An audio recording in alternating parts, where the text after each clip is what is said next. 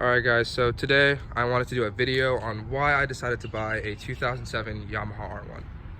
So, there are some pros and cons to everything obviously, and this is no exception. And you do want to keep some things in mind before buying a bike like this. So the first thing that I would say, after owning this bike for maybe about a month or two, is the speed. So if you've ever owned like an R6 or a CBR 600, this is nothing like that. The 0 to 60 time, it's much faster. It doesn't get boring. That's really the main thing. It doesn't get boring. I would say after owning the R6 that I had last year, within a week, it got boring. And this thing, I've had it for about 2 months now, and it still scares the shit out of me. It's insane. So speed-wise, this thing, I don't think I'm ever gonna get bored of it, honestly. The second pro, the gas mileage. So I use this to commute to classes almost every day, and I would say it's about a 50-mile commute, and it's phenomenal. I get about probably, I would say, 120 to 150 miles to the tank, and the way I drive this thing, that's really amazing. For going 0 to 60 in like 2.6 seconds, and filling it up with $10, that's amazing. I don't know how they made that, but worth every penny. So you don't ever really have to worry about gas prices or anything like that. So that's definitely a pro for, I guess, any motorcycle, but this specifically, for the speed and the gas mileage you get, it's amazing. So there are some cons though. So the first thing that I would say, now this guy did flash the ECU, so it's not technically a con, but it's annoying. So the very first thing that you realize, if I were to start up the bike, and I'm gonna do another video on me actually riding the bike, but this is just kind of like to give you like an overall review. So this guy flashed the ECU, and in the 2007 and 2008 models, when you flash the ECU, the idling while it's, you start up the bike and you just let it like sit, it's very rough. That is something that, I know it's not an engine problem or anything like that, but it doesn't sound as good as I'd like it to sound.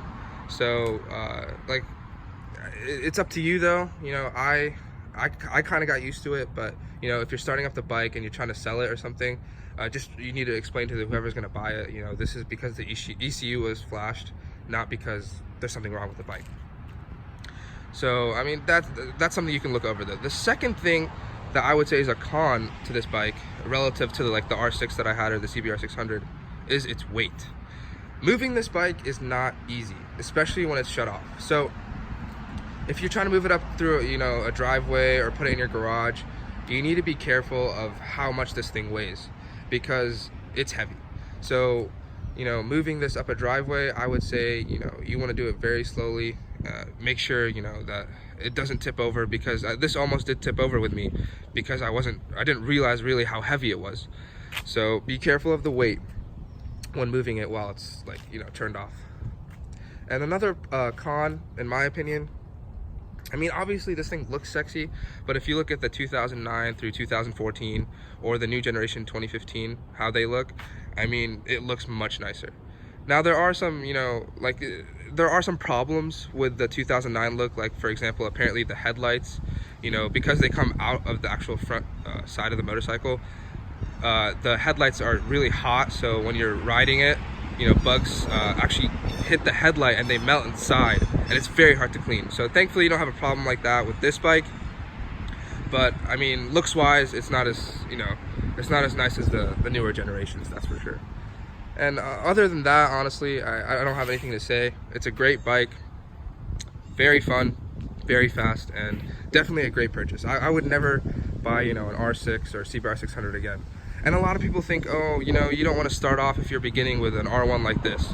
And if you're a confident rider, I disagree. I think that this is a great bike to start off with, especially since, if you control it, it's fine. If you don't abuse it, it's not going to abuse you.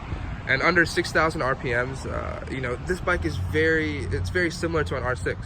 So there's no reason to buy an R6, get bored of it, and then end up having to buy an R1. Just buy an R1, take it slow, don't really, redline it, and make your way and gradually become better with your experiences and skill, and just stay with the same bike. And then once you hit the higher RPMs, you'll realize it's definitely got an insane amount of power.